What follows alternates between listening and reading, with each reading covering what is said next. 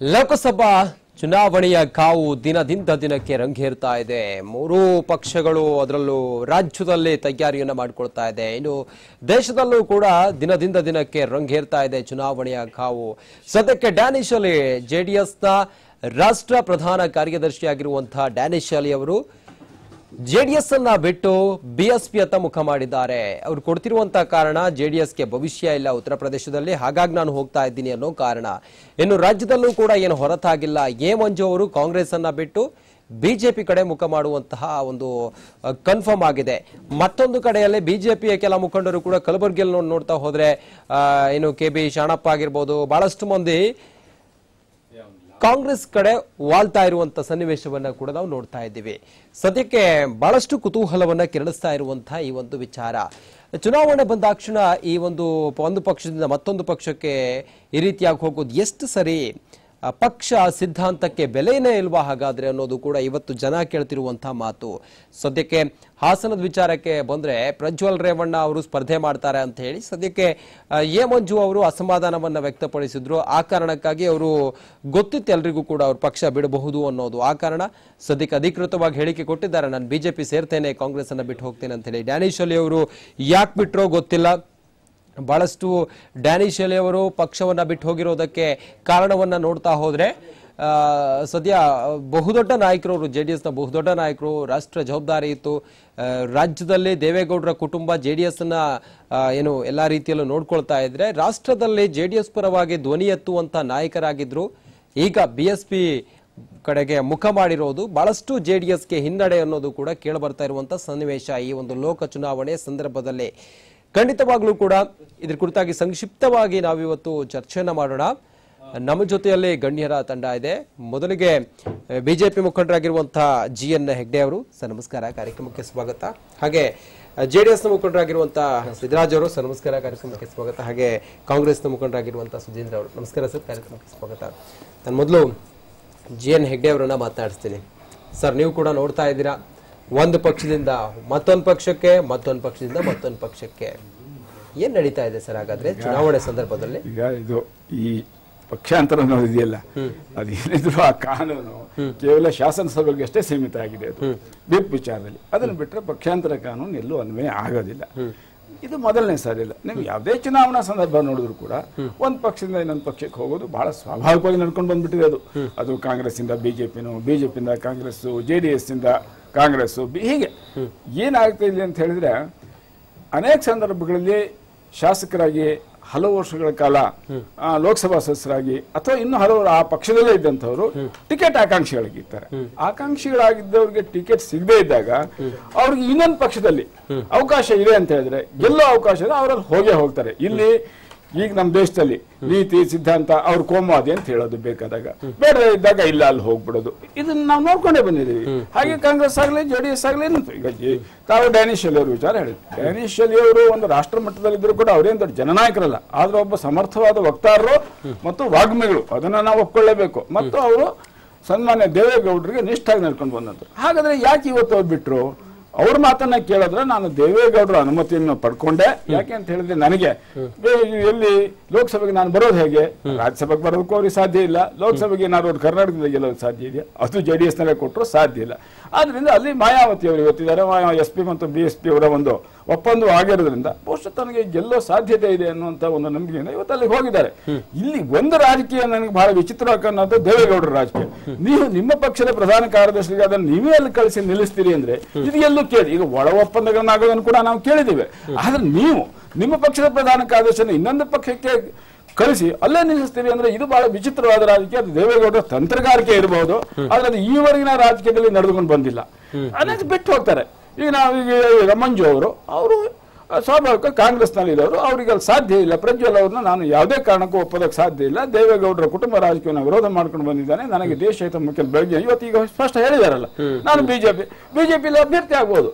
ನಮಗೇನಂತ ಬಿಜೆಪಿಗೆ ಅಲ್ಲಿ ಅಥವಾ ಈಗ ಕಳೆದ ವಿಧಾನಸಭಾ ಸಂದರ್ಭದಲ್ಲಿ 7 ಜನ ಜೆಡಿಎಸ್ ಶಾಸಕರು ತಾಂತ್ರಿಕವಾಗಿ ಕೊನೆವರೆಗೂ ಜೆಡಿಎಸ್ ಅಲ್ಲಿ ಇದ್ರು, ಅವ್ರನ್ನೇನು ಹೊರಗಡೆ ಹಾಕಿರ್ಲಿಲ್ಲ.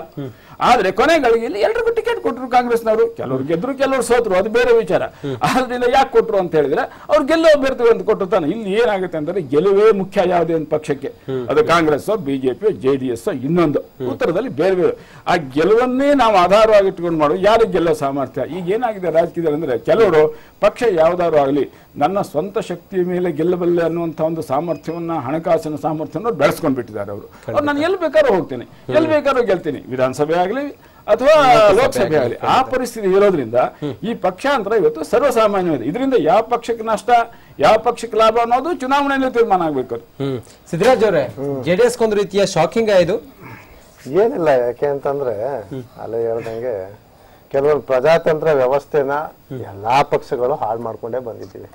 ಏನು ಅಂತಂದ್ರೆ ಇವತ್ತು ಎಥಿಕ್ಸ್ ಅಂತಕ್ಕಂಥದ್ದು, ನೈತಿಕತೆ ಅಂತಕ್ಕಂಥದ್ದು ನಾವು ಹುಡುಕ್ಬೇಕಾಗಿದೆ. ಈಗ ಏನು ಪಕ್ಷಾಂತರ ಪರ್ವ ಯಾರೇ ಸಾಹೇಬ್ರು ಹೇಳ್ದಂಗೆ ಏನ್ ನೆನ್ನೆ ಮೊನ್ನೆದಲ್ಲ, ಅದು ಯಾರು ಗೆಲ್ತಾರೆ, ಯಾರು ದುಡ್ಡು ಖರ್ಚು ಮಾಡ್ತಾರೆ ಅಂತಕ್ಕಂಥದ್ರ ಸರ್ವೇ ಸಾಮಾನ್ಯ.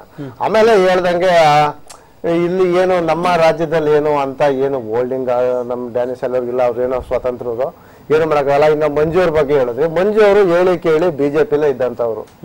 ಯಾಕೆ ಅಂತಂದ್ರೆ ಅಲ್ಲ ಸರ್, ನೇರವಾದ ಪ್ರಶ್ನೆ, ಯಾಕೆ ಬಿಟ್ರು ಹಾಗಾದ್ರೆ ಡ್ಯಾನಿಶ್ ಅಲಿ ಅವರು? ಈಗ ಡ್ಯಾನಿಶ್ ಅಲಿ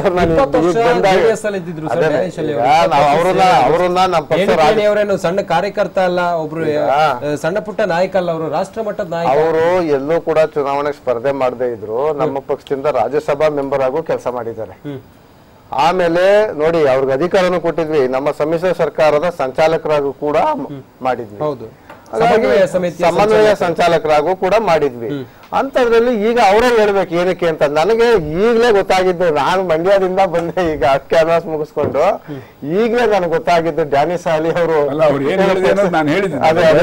ಹಾಗಾಗಿ ಇಲ್ಲಿ ಏನಾಗಿದೆ ಅಂದ್ರೆ ಎಥಿಕ್ಸ್ ಇರ್ಬೇಕು, ನೈತಿಕತೆ ಇರ್ಬೇಕು, ಒಂದು ರಾಜಕಾರಣ ಮಾಡ್ಬೇಕು, ಸಮಾಜ ಸೇವೆ ಮಾಡ್ಬೇಕು ಅಂದಾಗ ಏನಾದ್ರೂ ಇಂಥ ಮಲತಾಯಿ ಧೋರಣೆ ಯಾವ್ದೇ ಬಿಡ್ಬೇಕು. ಯಾಕೆ ಅಂತಂದ್ರೆ ಅವ್ರು ಏನು ಇಲ್ಲದವ್ರನ್ನ ರಾಜ್ಯಸಭೆ ಕಳಿಸಿ ಮತ್ತೆ ರಾಜ್ಯ ಸರ್ಕಾರದ ಸಮನ್ವಯ ಸಮಿತಿ ಸಂಚಾಲಕ ಹೋಗಿದ್ರು ಸರ್, ಒಂದ್ ಬಾರಿ ಹೋಗಿದ್ರು.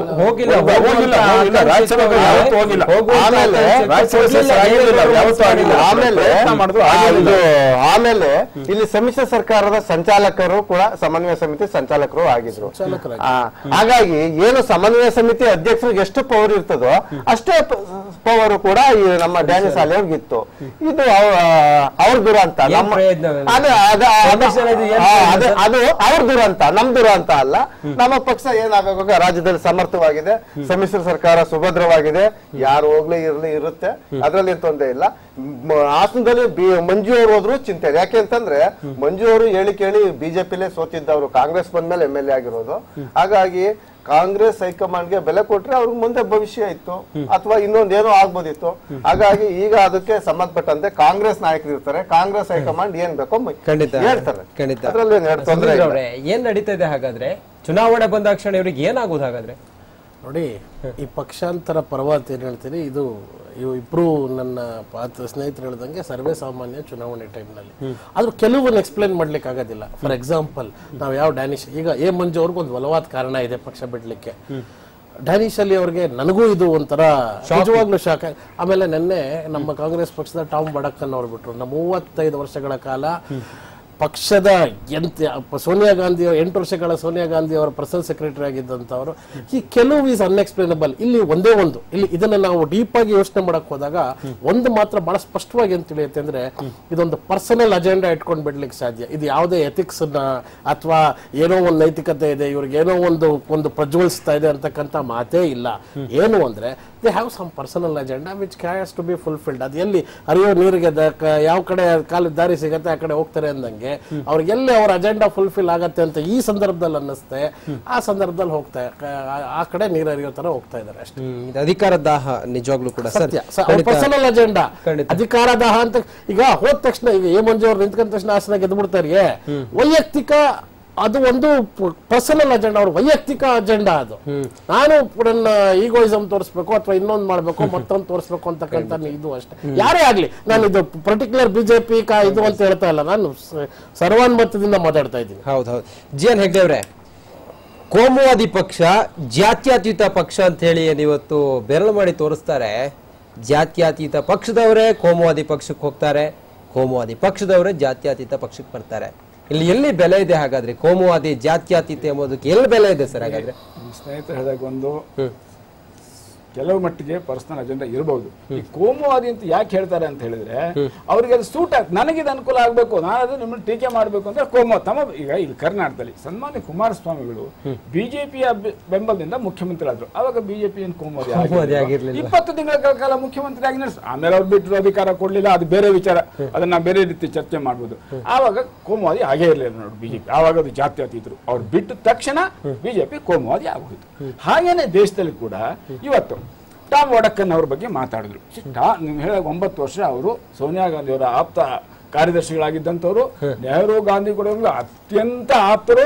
ನೀವು ನೋಡ್ಬೇಕಾಗಿತ್ತು ಅವ್ರನ್ನ ದೂರದರ್ಶನ ಚಾನೆಲ್ಗಳಲ್ಲಿ ಅವರಷ್ಟು ಪ್ರಬಲವಾಗಿ ಮೋದಿ ಅವ್ರನ್ನ ಟೀಕೆ ಮಾಡೋದು ಮತ್ತು ಕಾಂಗ್ರೆಸ್ ಅನ್ನ ಸಮರ್ಥನೆ ಮಾಡೋದು ಬಹಳ ಕಡಿಮೆ ಆದ್ರೆ ಅವ್ರು ಇವತ್ತು ಏನ್ ಕಾರಣ ಹೇಳಿದ್ರು ಅಂದ್ರೆ, ಒಂದು ಈ ವಂಶ ಪರಂಪರೆಯ ಅಧಿಕಾರವನ್ನ ಒಪ್ಪೋದಕ್ಕೆ ಸಾಧ್ಯ ಇಲ್ಲ. ಈಗ ಎರಡನೇದು ಏನು ದೇಶದ ಸೈನ್ಯದ ಬಗ್ಗೆ ಇವರು ಪ್ರಶ್ನೆಗಳನ್ನ ಹಾಕಿದ್ರು, ನೀವು ವಿಮಾನ ದಾಳಿಯನ್ನು ಮಾಡಿದ್ದಕ್ಕೆ ನೀವು ದಾಖಲೆಗಳನ್ನು ಕೇಳ್ತೀರಿ, ಯಾರು ಸತ್ತ, ಇದನ್ನ ಮಾತ್ರ ಒಪ್ಪೋದಕ್ಕೆ ಸಾಧ್ಯ ಇಲ್ಲ ಅಂತ ಅವ್ರು ಹೇಳಿದ್ದು. ಒಂದ್ ನಿಮಿಷ ಇವತ್ತು ಬಿಟ್ಟಿದ್ದಾರೆ. ಅದೇ ರೀತಿಯಾಗಿ ಎಲ್ಲದೂ ಪರ್ಸನಲ್ ಅಜೆಂಡಾ. ಏನು ಟಾಮ್ ವಡಕ್ಕನ್ ಅವರಿಗೆ ನಾಳೆ ಏನು ಮಾಡೋಕ್ಕಾಗಲ್ಲ, ಚಂದ್ರವರಿಗೆ ಟಿಕೆಟ್ ಕೊಡಬಹುದು, ಗೆಲ್ಬಹುದು, ಸೋಲ್ಬಹುದು, ಬೇರೆ ವಿಚಾರ ಕೇರಳದಲ್ಲಿ. ಅದೇ ರೀತಿಯಾಗಿ ಇವತ್ತು ಮಹಾರಾಷ್ಟ್ರ ವಿಧಾನಸಭೆಯ ಕಾಂಗ್ರೆಸ್ ನಾಯಕರು ಅಧಿಕೃತವಾಗಿ ವಿರೋಧ ಪಕ್ಷ ನಾಯಕರ ಮಗ ಇವತ್ತು ಬಿಜೆಪಿ ಸೇರ್ಕೊಂಡ್ಬಿಟ್ರು. ಅದಕ್ಕೆ ಹಾಗೇನೆ ಶಶಿ ತರೂರ್ ಅವರು ಕಾಂಗ್ರೆಸ್ನ ಬಹಳ ದೊಡ್ಡ, ಅದು ನೆಹರು ಗಾಂಧಿ ಬಹಳ ಆಪ್ತರು, ಅವರ ಎಲ್ಲಾ ಸಂಬಂಧಿಗಳು ಇವತ್ತು ಬಿಜೆಪಿಗೆ ಸೇರ್ಕೊಂಡ್ಬಿಡ್ತಾರೆ, ಬಿಟ್ಟಿದ್ದಾರೆ, ಅವ್ರ ಪಕ್ಷವನ್ನು ಬಿಟ್ಟಿದ್ದಾರೆ. ಗುಜರಾತ್ ನಲ್ಲಿ 4 ಜನ ಕಾಂಗ್ರೆಸ್ ಶಾಸಕರು ಬಿಜೆಪಿಯನ್ನು ಬಿಟ್ಟಿದ್ದಾರೆ. ಹಾಗಾಗಿ ಆ ಪಕ್ಷದಲ್ಲಿ ಏನೋ ಒಂದು ರೀತಿಯಲ್ಲಿ ಉಸಿರು ಕೊಟ್ಟ ವಾತಾವರಣ, ವಂಶ ಪರಂಪರೆ ಆಡಳಿತನ ಒಪ್ಪೋದಕ್ಕೆ ಸಾಧ್ಯ ಇಲ್ಲುವಂತ ಭಾವನೆ ಹೆಚ್ಚಾಗಿ ಬೆಳೀತಾ ಇದೆ ಅನ್ನೋದಕ್ಕೆ ಇದೆಲ್ಲ ಸ್ಪಷ್ಟ ಸೂಚನೆಗಳಿದು. ಚುನಾವಣೆಯಲ್ಲಿ ಯಾರು ಗೆಲ್ತಾರೋ ಯಾರು ಬಿಡ್ತಾರೋ ಆಮೇಲೆ ನೋಡೋಣ. ಆದ್ರೆ ಆ ಪಕ್ಷ ತನ್ನ ಮನೆಯನ್ನ ಸರಿಯಾಗಿ ಇಟ್ಕೊಳ್ಳೋಕೆ ಆಗದೆ ಇರೋದ್ರಿಂದ ಅವ್ರುಗಳು ಬಿಟ್ಟೇ ಬಿಡ್ತಾರೆ. ನೀವು ಹೇಳ್ತೀರಿ ವೈಯಕ್ತಿಕವಾದ ಅಜೆಂಡಾ ರಾಜಕೀಯದಲ್ಲಿ ಪ್ರತಿಯೊಬ್ಬನಿಗೂ ಇದ್ದೇ ಇರುತ್ತೆ, ಇಲ್ಲವ್ರು ಅವನಾತಕ ರಾಜಕೀಯದಲ್ಲಿ ಇರಬೇಕು. ಪಕ್ಷ ಯಾವ್ದಾರು ಆಗಲಿ, ನಾನು ಸಿದ್ದರಾಮಯ್ಯನವರು ಯಾವ ಅಜೆಂಡಾ ಇಟ್ಕೊಂಡು ಕಾಂಗ್ರೆಸ್ಗೆ ಬಂದ್ರು, ಅಲ್ಲಿ ನನ್ನ ಮುಖ್ಯಮಂತ್ರಿ ಮಾಡಿಲ್ಲ ಅಂತಾನೆ ಇವರು ಪಕ್ಷಾಂತರ ಮಾಡಿ ಬಂದಿದ್ದು ಕಾಂಗ್ರೆಸ್ಗೆ. ಅದರಿಂದ ಸ್ಪಷ್ಟ ಅದು ವೈಯಕ್ತಿಕ ಅಜೆಂಡಾದಿಂದ ಸಿದ್ದರಾಮಯ್ಯ ಒಂದು ಮುಖ್ಯಮಂತ್ರಿ ಅವ್ರು ಹೇಳಿದ್ರಲ್ಲ, ನಾನು ಮುಖ್ಯಮಂತ್ರಿ ಆಗೋ ತಪ್ಪಿಸಿದ್ರು, ನಾನು ಬಂದೆ ಅಂತ. ಕಾಂಗ್ರೆಸ್ ನಲ್ಲಿ ಇದ್ರು ಯಾರಿದ್ರು ಇಲ್ಲೋ ಗೊತ್ತಿಲ್ಲ, ಅವ್ರು ಮಾಡ್ಕೊಂಡಿರೋದು ಅವ್ರ ವಿಚಾರ ಅದು. ಆದ್ರಿಂದ ಪಕ್ಷಾಂತರ ಮಾಡಿದ್ರೆ ಸಿದ್ದರಾಮಯ್ಯ ಬಿಟ್ಟರೆ ಇನ್ಯಾರಿದ್ದಾರೆ ಈ ರಾಜ್ಯದಲ್ಲಿ? ದೊಡ್ಡ ಪಕ್ಷಾಂತರರು. ಅದರಿಂದ ಪಕ್ಷಾಂತರದ ಬಗ್ಗೆ ನೀವು ಮಾತಾಡಕ್ ಸಾಧ್ಯವೇ ಇಲ್ಲ ಈ ರಾಜ್ಯದಲ್ಲಿ. ಹಾಗೇನೆ ನಾನು ಎಷ್ಟು ಜನ ಪಕ್ಷಾಂತರಗಳನ್ನು ಮಾಡಿ ಹಾಗೆ ನನ್ನ ಮಂತ್ರಿ ಸಿಕ್ಕಿಲ್ಲ ಅಂತ ಬೇರೆ ಕಡೆ ಹೋಗ್ತೀನಿ ಅಂತ ಕಾಂಗ್ರೆಸ್ ನಲ್ಲಿ ದಿನ ಬೆಳಗಾದ್ರೆ ಗಲಾಟೆ ಮಾಡ್ತಾರಪ್ಪ. ಯಾಕೆ ಕಾರಣ? ನಾನು ಬೇರೆ ಈಗ ಮುಖ್ಯಮಂತ್ರಿ ಆಗಿ ನನಗೆ ಬರಲಿಲ್ಲ ಅಂತ ಹೋದ್ಮೇಲೆ ಮಂತ್ರಿ ಆಗೋದಕ್ಕೆ ನಮ್ ಬಿಡ್ಲಿಂದ ಬೇರೆ ಪಕ್ಷ ಹೋಗೋ ಮಂತ್ರಿ ಆದ್ರೆ ಅದನ್ನ ನೀವು ಯಾಕೆ ಪಕ್ಷಾಂತರ ಟೀಕೆ ಮಾಡ್ತೀರಿ? ಪಕ್ಷಾಂತರ ಇರಬಹುದು, ಅದು ನಡ್ಕೊಂಡು ಬಂದಿದೆಯಲ್ಲ. ನನ್ನ ಪ್ರಶ್ನೆ, ಸಿದ್ದರಾಮಯ್ಯನವರೇ ಪಕ್ಷಾಂತರ ಮಾಡಿ ಮುಖ್ಯಮಂತ್ರಿ ಯಾಕಾದ್ರಪ್ಪ ಅಲ್ವಾ? ಅಂದ್ಮೇಲೆ ಬೇರೆಯವರು ಕೂಡ ನನ್ನ ಮಂತ್ರಿ ಮಾಡಲಿಲ್ಲ ಅಂತ ಬಿಡ್ತೀನಿ ಅಂತ ಹೇಳ್ಬಹುದು. ಅವ್ರು ಹೋಗ್ಲೂಬಹುದು, ಪಕ್ಷ ಸರ್ಕಾರ ಹೋಗ್ಬಹುದು. ನಾವು ಇವ್ರನ್ನ ಬ್ಲೇಮ್ ಮಾಡೋದು ಸರಿಯಲ್ಲ. ಯಾಕೆಂದ್ರೆ ನೀವೇ ಇದ್ದೀರಲ್ಲಪ್ಪ, ನಿಮ್ಮ ಮುಖ್ಯಮಂತ್ರಿಯೇ ಪಕ್ಷಾಂತರ ಮಾಡಿ ಬಂದ್ರೆ ನಾನು ಅವರು ಕೂಡ ಹೇಳ್ತಾರೆ ಆಪರೇಷನ್ ಕಮಲ. ನೀವು ಯಾವ ಕಮಲ ಸ್ವಾಮಿ ಅವರು ಕೂಡ ವಿಧಾನಸಭಾ ಸದಸ್ಯಕ್ಕೆ ರಾಜೀನಾಮೆ ಕೊಟ್ಟು ಮತ್ತೆ ಉಪಚುನಾವಣೆ ನಡೆಸಿ 240 ಗೆದ್ದಿದ್ದು ಸಿದ್ದರಾಮಯ್ಯನವರು. ನೀವು ಬೇರೆಯವರಿಗೆ ಆಪರೇಷನ್ ಕಮಲ ಹೇಳ್ತೀರಲ್ಲ, ಅದು ಹೇಗದು ಸಾಧ್ಯ? ಅದು ಆಪರೇಷನ್ ಕಮಲವೋ ಆಪರೇಷನ್ ಇನ್ನೊಂದು ನೀವು ಮಾಡ್ಕೊಂಡು ಬಂದಿದ್ದೆ ನೀವು ಕೂಡ. ಇದು ಈ ರಾಜ್ಯದಲ್ಲ, ಬೇರೆ ರಾಜ್ಯದಲ್ಲೂ ಬೇಕಷ್ಟು ಜನ ಮಾಡಿದ್ದಾರೆ, ಇಲ್ಲ ಅಂತ ನಾನು ಹೇಳೋದಿಲ್ಲ. ಆದ್ರಿಂದ ಇದೇನಾಗಿದೆ ಅಂತ ಹೇಳಿದ್ರೆ, ಪಕ್ಷಾಂತರ ಅನ್ನೋದು ಬೇಕೋ ಬೇಡವೋ, ಪ್ರಜಾಪ್ರಭುತ್ವಕ್ಕೆ ಅನುಗುಣವೋ ಅಲ್ವೋ, ಅದು ಇವತ್ತು ನಡ್ಕೊಂಡು ಬಂದಿದೆ. ಅದನ್ನ ಎಲ್ಲರೂ ಒಪ್ಪಿ ಮಾಡಲೇಬೇಕಾಗುತ್ತೆ. ಚುನಾವಣೆಯಲ್ಲಿ ನಾನು ಹೇಳಿದಾಗ ಎಲ್ಲರೂ ಹೇಳಿದಾಗ ಗೆಲುವು ಮುಖ್ಯ. ನಮ್ಗೆ ಎಲ್ಲಾ ಪಕ್ಷಗಳಿಗೂ ಗೆಲ್ಲೋದು ಮುಖ್ಯ. ಅಭ್ಯರ್ಥಿ ಯಾರು, ಅವನು ಯಾವ ಪಕ್ಷದಲ್ಲಿ ಇದ್ರು ಸರಿ, ಅವನು ಒಂದು ನಮ್ಮ ಪಕ್ಷ ಸಿದ್ಧಾಂತ ಒಪ್ಕೊಂಡೇ ಬರ್ಬೇಕು ಅವ್ನು ಬಂದಾಗ. ಆದ್ರಿಂದ ನಾವು ನಿಲ್ಲಿಸ್ತೀವಿ, ಎಲ್ಲ ಪಕ್ಷದವರು ಮಾಡ್ತಾರೆ. ಕಾರ್ಯಕರ್ತರಿಗೆಲ್ಲ ಬೆಲೆ ಇಲ್ಲ ಬಿಡಿ ಸರ್. ಎಲ್ಲಾ ಪಕ್ಷಾಂತರಗಳನ್ನು ಜನರಲೈಸ್ ಆಗಿ ಮಾಡಿ ನೋಡ್ತಕ್ಕಂಥದ್ದು ಸರಿಯಲ್ಲ. ಏನ್ ಹೆಗಡೆ ಅವ್ರು ಹೇಳಿದ್ರು ಪಕ್ಷಾಂತರ ಆಗ್ತದೆ, ನೀವು ಹಂಗ್ ಬಂದ್ರೆ ನಾವು ಸಿದ್ದರಾಮಯ್ಯನವರು ಒಬ್ಬರೇ ಒಬ್ರು, ಅವರು ಒಂದು ತಾತ್ವಿಕ ದೇವೇಗೌಡರ ವಿರುದ್ಧವಾಗಿ ಏನೋ ಒಂದು ಹೊತ್ತಿನ ಸಮಯದಲ್ಲಿ ಅವ್ರದ್ದು ಅವ್ರ ಜನ ಎಷ್ಟು ಜನ ಮಾಧವಪ್ಪನವರು ಎಷ್ಟು ಜನ ಬಂದಿದ್ದಾರೆ,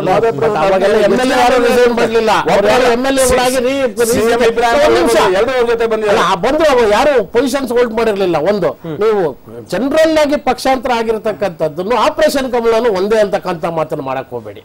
ಆಪರೇಷನ್ ಕಮಲ ಅನ್ನೋದನ್ನ ಏನು ಹಲವಾರು ಆಡಿಯೋ ಟೇಪ್ಗಳು ಸಿಕ್ಕಿದೆ, ಅದನ್ನ ವಿಚಾರಿಸಿ. ಸುಧೀಂದ್ರ ಹೇಳ್ತಾ ಇದ್ದಾನೆ ಬೇಡ, ಕಾಂಗ್ರೆಸ್ ಹೇಳ್ತಾ ಇದ್ದಾರೆ ಬೇಡ, ಜೆಡಿಎಸ್ ಹೇಳ್ತಾ ಇದ್ದಾರೆ ಬೇಡ. ಆಪರೇಷನ್ ಕಮಲ ಪಕ್ಷ ಅಂತ ಎರಡು ಯಾವ ರೀತಿ ಒಂದೇ ಅಂತ ಹೇಳ್ತಾರೆ? ನಾವು ಈ ವಿಧಾನಸಭೆ ಸಂಬಂಧಪಟ್ಟಾಗೆ ನಾವು ಯಾವುದೇ ಆಪರೇಷನ್ ಕಮಲ ನಾವು ಮಾಡಿಲ್ಲ. ಹಿಂದಿನ ವಿಧಾನ ಅದೇ ಹಿಂದೆ ಆಡಿಯೋ ಗೇಟ್ ಆಗಿ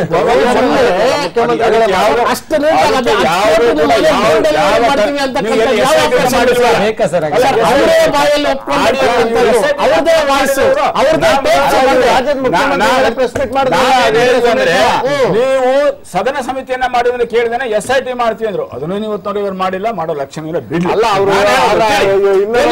ಕಳೆದ ಬಾರಿ ಯಡಿಯೂರಪ್ಪ ಮುಖ್ಯಮಂತ್ರಿ ಆಗಿದ್ದಾಗ ಆಪರೇಷನ್ ಕಮಲ ಅಂತ ಹೇಳ್ತಾರೆ. ಏನು ಅಂತ ಹೇಳಿದ್ರೆ, ನಾವು ಪ್ರಜಾಪ್ರಭುತ್ವದಲ್ಲಿ ಒಬ್ಬ ಆಯ್ಕೆ ಆದ್ಮೇಲೆ ಅವನಿಗೆ ಯಾವುದೇ ಸಂದರ್ಭದಲ್ಲಿ ರಾಜೀನಾಮೆ ಕೊಡೋ ಹಕ್ಕಿದೆ. ಅವನ ರಾಜೀನಾಮೆ ಕೊಟ್ಮೇಲೆ ಮತ್ತೆ ಸ್ವಂತ ರಾಜೀನಾಮೆ ಕೊಡಿಸ್ಕೋಬಾರ್ದು ಹಕ್ಕಿದೆ. ಟೇಪ್ಗಳಲ್ಲಿ ಹೇಳಿದ್ದೀರಿ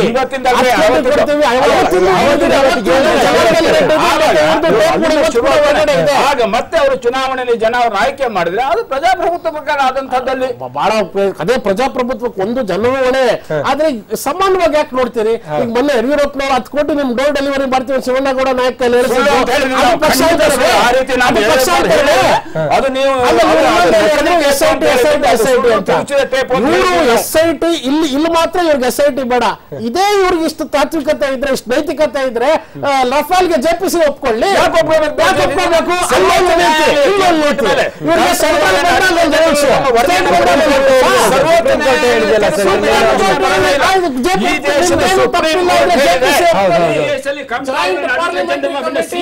ಹೇಳಿದ ಮೇಲೆ ಸುಪ್ರೀಂ ಕೋರ್ಟ್ ಸದನನೇ ಸುಪ್ರೀಂ ಅಂದ್ರೆ ಸದನಕ್ಕೆ ಸಮಿತಿ ಒಪ್ಪಿಕೊಳ್ಳಿ. ಇಲ್ಲಿ ಬೇಡ ನಿಮಗೆ, ಅಲ್ಲೊಂದು ಬೇಡ, ಇಲ್ಲಿ ಮಾತ್ರ ಒಂದು. 2G ಬಗ್ಗೆ ಇವತ್ತು ಮಾತಾಡ್ತೀರಿ. 2G ಕೂಡ ಸುಪ್ರೀಂ ಕೋರ್ಟ್ ಕ್ವಾಶ್ ಮಾಡಿದ್ದಾರೆ. ಅದು ಇವತ್ತು ಯಾಕೆ ಮಾತಾಡ್ತಾ ಇದ್ದಾರೆ? ಎಲ್ಲ ಮಾತಾಡ್ತಾ ಇದ್ದಾರೆ. ಒಂದು ಹೇಳ್ತೀನಿ ಕೇಳಿ, ಬಿಜೆಪಿ ತಮ್ಮ ಅನುಕೂಲ ಸಂದು, ತಮ್ಮ ಅನುಕೂಲಕ್ಕೆ ಬೇಕಾಗುವಂಗೆ ಯಾವ ರೀತಿ ಯಾವ ರೂಲ್ ಅನ್ನ ಯಾವ ರೀತಿ ತಿರ್ಚ್ಕೋಬಹುದು ಆ ರೀತಿ ತಿರ್ಚ್ಕೊಂಡು ಕರ್ನಾಟಕದಲ್ಲಿ ಶಂಕರಾನಂದ ರಾಜೀನಾಮೆ ಗೋವಾ ಇವರು ಚಿಕ್ಕ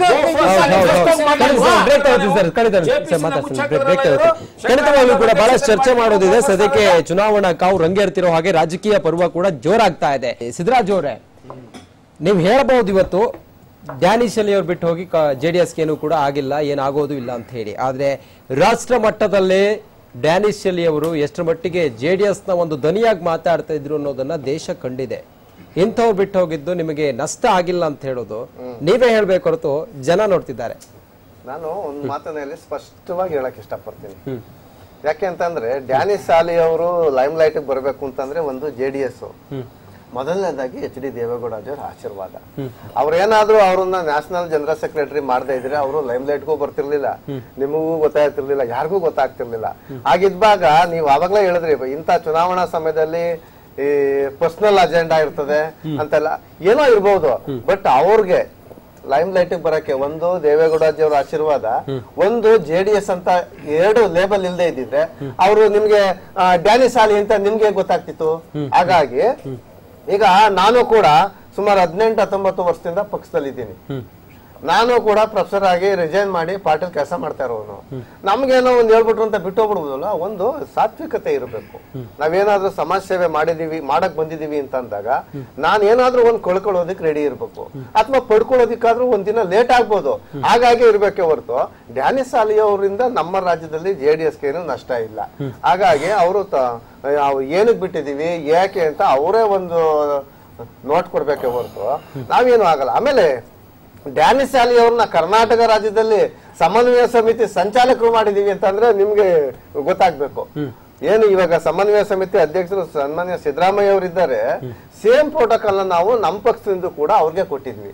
ಅಂತದ್ರಲ್ಲಿ ಪಕ್ಷ ಬಿಡ್ತಕ್ಕಂಥದ್ದು ಅಂತಕ್ಕಂಥದ್ದು ನಾನು ಈಗ ಚುನಾವಣೆ ಪ್ರಚಾರ ಮುಗಿಸ್ಕೊಂಡು ಈಗ ಬಂದಾಗ್ಲೇ ನಾನು ನಿಮ್ಮಲ್ಲಿ ಬ್ರೇಕಿಂಗ್ ಅಂತ ನೇರ ಕಾರಣ ಬಹಳಷ್ಟು ನಾವು ಚರ್ಚೆ ಮಾಡ್ತಾ ಹೋದ್ರೆ ಅವ್ರು ಏನೇ ಹೇಳ್ಬಹುದು, ಆಶೀರ್ವಾದದಿಂದ ನಾನು ಇವತ್ತು ಹೋಗಿದ್ದೀನಿ ಏನೇ ಹೇಳ್ಬಹುದು, ರಾಜ್ಯಸಭಾ ಸದಸ್ಯರಾಗಬೇಕು ಅನ್ನೋ ಬಯಕೆ ಇತ್ತವರಿಗೆ ಬಹಳಷ್ಟು ಬಾರಿ ಹೇಳ್ಕೊಂಡಿದ್ರು. ಆದ್ರೆ ದೇವೇಗೌಡರವರಿಗೆ ಅವಕಾಶ ಮಾಡಿಕೊಟ್ಟಿಲ್ಲ. ಈ ಬಾರಿ ಲೋಕಸಭಾ ಚುನಾವಣೆಗೆ ಸ್ಪರ್ಧೆ ಮಾಡ್ಬೇಕಂತ ಹೇಳಿ ಅವರಿಗೆ ಅಂದ್ರೆ ಬಯಕೆ ಇತ್ತು, ದೇವೇಗೌಡರು ಅವಕಾಶ ಮಾಡ್ಕೊಂಡಿರಲಿಲ್ಲ.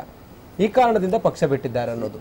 ಈಗ ಈ ಬಾರಿಯಲ್ಲಿ ಮಾಯಾವತಿ ಅವರು ಇವ್ರೇನೋ ಮಾಡ್ಕೊಂಡು ಮಾತುಕತೆ ಎಲ್ಲ ಆಡಿ ಮತ್ತೆ ಅಲ್ಲಿ ಅವ್ರಿಗೆ ಒಂದು ಅವಕಾಶ ಮಾಡ್ಕೊಡ್ಬೇಕು ಅಂತಾನು ಕೂಡ ಮಾತುಕತೆ ಆಗಿತ್ತು. ಏನ್ ಮಾಡಿದಾರೋ ಇವರು ಈಗ ಅವರೇ ನೇರವಾಗಿ ಹೇಳ್ಬೇಕು. ನಮ್ಮಲ್ಲಿ ದೇವೇಗೌಡಜಿ ಅವ್ರ ಮಟ್ಟದಲ್ಲಿ ಮಾಯಾವತಿ ಮೇಡಮ್ಗೆ ಮತ್ತೆ ಇಲ್ಲ ಅಲ್ಲಿ ಸಂಬಂಧಪಟ್ಟವ್ರಿಗೆ ಮಾತಾಡಿ ಇವ್ರನ್ನ ಒಬ್ಬರನ್ನ ಪಾರ್ಲಿಮೆಂಟ್ ಕಳಿಸಿ ಅಂತಕ್ಕಂಥ ಮಾತುಕತೆ ಎಲ್ಲ ಮುಗ್ದಿತ್ತು ಆಗಿತ್ತು. ಟಿಕೆಟ್ ಇಶ್ಯೂ ಎಲ್ಲ ಆಗಿತ್ತು. ಈ ಸದ್ಯದಲ್ಲಿ ಏನಾಗಿದೆ ಗೊತ್ತಿಲ್ಲ. ಈಗ ಏನ್ ಅವ್ರಿಗೆ ಗೊತ್ತಾಗ್ಬೇಕು ಅಂದ್ರೆ ಈಗ ರಾಜ್ಯದವ್ರು ಆದ್ರೆ ಇಮಿಡಿಯೇಟ್ ಗೊತ್ತಾಗತ್ತೆ. ಅವ್ರು ಯುರೋಪಿಯನ್ ಅಲ್ಲಿ ಇದ್ದಾರೆ, ಅವರೇ ಪ್ರೆಸ್ ಮೀಟ್ ಮಾಡ್ಬೇಕು ಸರ್ ಇಲ್ಲಿ. ಆಮೇಲೆ ಅವ್ರು ಹೋಗಿರೋದ್ರಿಂದ ರಾಜ್ಯದಲ್ಲಿ ಏನೋ ನಷ್ಟ ಇಲ್ಲ, ಅದು ಒಂದು ನಾನು ಹೇಳ್ಬಲ್ಲೆ. ಖಂಡಿತ. ಸುಧೀಂದ್ರ ಸರ್, ಎಲ್ಲೊಂದ್ ಕಡೆಯಲ್ಲಿ ಸಮ್ಮಿಶ್ರ ಸರ್ಕಾರ ಆಗ್ಬೇಕಾದ್ರೆ ಡ್ಯಾನಿಶ್ ಅಲಿ ಅವರ ಪಾತ್ರ ಬಹುದೊಡ್ಡದು. ಯಾಕಂತ ಹೇಳಿದ್ರೆ ರಾಹುಲ್ ಗಾಂಧಿ, ಸೋನಿಯಾ ಗಾಂಧಿ, ವೇಣುಗೋಪಾಲ್ ಬಹಳ ಹತ್ರದಿಂದ ಬಲ್ಲವರು. ಅವರು ರಾಷ್ಟ್ರ ಮಟ್ಟದ ರಾಜಕಾರಣವನ್ನ ಹ್ಯಾಂಡಲ್ ಮಾಡ್ತಿರೋದ್ರಿಂದ ಎಲ್ಲೊಂದ್ ಕಡೆಯಲ್ಲಿ ಆ ಕೊಂಡಿಯೇ ಕಳಚಿ ಹೋಗಿರೋದ್ರಿಂದ ಕೌಂಟ್ ಡೌನ್ ಸ್ಟಾರ್ಟ್ ಆಗಿದೆ ಸರ್ಕಾರಕ್ಕೆ. ಪ್ರತಿಪಕ್ಷಕ್ಕಿಲ್ಲ ಇಲ್ಲ ಅಷ್ಟು ದೊಡ್ಡ ಸ್ಟೇಟ್ಮೆಂಟ್ ಡ್ಯಾನಿಶ್ ಅಲಿ ಅವರು ಕೊಡ್ಲಿಕ್ಕೆ ಇದೇ ಮಾಡಿದೆ. ಯಾಕಂದ್ರೆ ಎಲ್ಲೋ ಒಂದ್ ಕಡೆ ಯಾವುದೇ ಎಂತ ಚಿಕ್ಕ ರೀಜನಲ್ ಪಾರ್ಟಿ ಆದ್ರೂ ಅವ್ರಿಗೆ ಒಬ್ಬರೊಬ್ರು ಡೆಲ್ಲಿನಲ್ಲಿ ಲಾಯ್ಟನ್ಸ್ ಡೆಲ್ಲಿನಲ್ಲಿ ಅವ್ರ ಕೆಲಸಗಳನ್ನ ನಡೆಸಲಿಕ್ಕೆ ಮತ್ತೆ ಒಂದು ಸಮನ್ವಯವನ್ನ ಮಾಡ್ಲಿಕ್ಕೆ ಯಾರು ಒಬ್ರು ಇಬ್ರು ಪಾಯಿಂಟ್ಸ್ ಪರ್ಸನ್ ಅಂತ ಇದ್ದೇ ಇರ್ತಾರೆ. ಅದು ಮೀಡಿಯಾ ಹ್ಯಾಂಡಲ್ ಮಾಡತಕ್ಕಂಥ ಕೆಲಸ ಇರ್ಬೋದು, ಮಾಧ್ಯಮಗಳು ಇನ್ನೊಂದು ಮತ್ತೊಂದು ಎಲ್ಲ ಆ ತರ ಕೆಲಸ. ಕೆಲಸ ಇದರಲ್ಲಿ ಅವ್ರು ಹೇಳ್ದಂಗೆ ಡ್ಯಾನಿಶ್ ಅಲಿ ಅವರು ಎರಡನೇ ಇದೇ ಇಲ್ಲ, ನಿಜವಾಗ್ಲೂ JDS ನ ಒಂದು ಡೆಲ್ಲಿ ಫೇಸ್ ಆಗಿದ್ದಲ್ಲಿ ಬೇರೆ ಇದೆ ಇಲ್ಲ. ಆದರೆ ನೀವು ಸಮ್ಮಿಶ್ರ ಸರ್ಕಾರ ಬೀಳಿಸೋ ತನಕ ಮಾತಾಡಿದ್ರಿ, ಕರ್ನಾಟಕ ರಾಜ್ಯದಲ್ಲಿ ಯಾವುದೋ ಒಂದು MLA ಸೀಟಲ್ಲಿ ಕೂಡ ಒಂದೇ ಒಂದು MLA ಸೀಟಲ್ಲಿ ಕೂಡ ಯಾವುದೇ ರೀತಿಯ ಒಂದು ಸಣ್ಣ ಲೆಕ್ಕಾಚಾರದಲ್ಲಿ ಕೂಡ ಎಡವಟ್ ಆಗ್ತಕ್ಕಂಥದ್ದು ಈ ಬೆಳವಣಿಗೆಯಿಂದ ಡ್ಯಾನಿಶ್ ಅಲಿ ಅವರು ಬಿಟ್ಟಾಗಿದ್ದರಿಂದ ಆಗ್ತಕ್ಕಂಥದ್ದು ಸಾಧ್ಯವೇ ಇಲ್ಲ. ಯಾಕೆ ಅಂದ್ರೆ ಅವ್ರು ಏನೇ ಆಗ್ಲಿ ಡೆಲ್ಲಿನಲ್ಲಿ ಇದ್ದಂತ JDS ನವರು ಅಂತಕ್ಕಂಥ ಒಂದು ಮಾತಿತ್ತು ಅಷ್ಟೇ ಹೊರತು ಯಾವುದೇ ಒಂದು ಸೀಟ್ ನಲ್ಲಿ ಅವರಿಂದ ಓಟ್ ಬರ್ತಕ್ಕಂಥದ್ದು ಇಲ್ಲ ಅಂದ್ರೆ ಒಂದು ಮಾಸ್ ಲೀಡರ್ಶಿಪ್ ನೋಡ್ಕೊಂಡಿರ್ತಕ್ಕಂಥ ಡ್ಯಾನಿಶ್ ಅಲಿ ಅವರು ನಾವು ಇದುವರ ತನಕ let us accept the fact. ಈಗ ಇವ್ರ ಬಗ್ಗೆನೂ ಅದೇ ಹೇಳೋದು ನಾವು, ಟಾಮ್ ವಡಕನ್ ಅವ್ರ ಬಗ್ಗೆ 40 ವರ್ಷದಿಂದ ಇದ್ರು, ಬಟ್ ಈ cannot win A single MLA seat based on himself. ಒಂದು ಜನಮನ್ನಣೆ ಕಳಿಸ್ತಕ್ಕಂಥದ್ದು ಒಂದು, ಪಕ್ಷದಲ್ಲಿ ನಾಯಕರಾಗಿ ಬೆಳತಕ್ಕಂಥದ್ದು ಒಂದು, ಅದೆರಡು ಟು ಕಂಪ್ಲೀಟ್ಲಿ ಡಿಫರೆಂಟ್ ಥಿಂಗ್ಸ್. ನಾವು ಅದನ್ನ ಅದೇ ಆಯಾಮದಲ್ಲಿ ನೋಡ್ಬೇಕಾಗ್ತದೆ. ಏನು ತೊಂದರೆ ಆಗೋದಿಲ್ಲ, ಸರ್ಕಾರ ಬೀಳೋದೆಲ್ಲ ಕನಸಿನ ಮಾತು. ಎಲ್ಲೂ ಇಡೀ 224 ಕ್ಷೇತ್ರದಲ್ಲಿ ಎಲ್ಲೂ ಯಾವ ಒಂದು ಕ್ಷೇತ್ರದಲ್ಲೂ ಅದ್ರ ಬಗ್ಗೆ ಏನು ಪ್ರತಿನಿಧಿ ಆದ್ರೆ ನಾನು ಅವರಿಂದ ಜೊತೆಗೆ ಚೆನ್ನಾಗಿ ಕೆಲಸ ಮಾಡಿ ತೋರಿಸಬಲ್ಲೆ ನಮ್ಮ ಪಕ್ಷಕ್ಕೆ. ತೊಂದರೆ ಇಲ್ಲ, ಏನು ಅಲಭ್ಯತೆ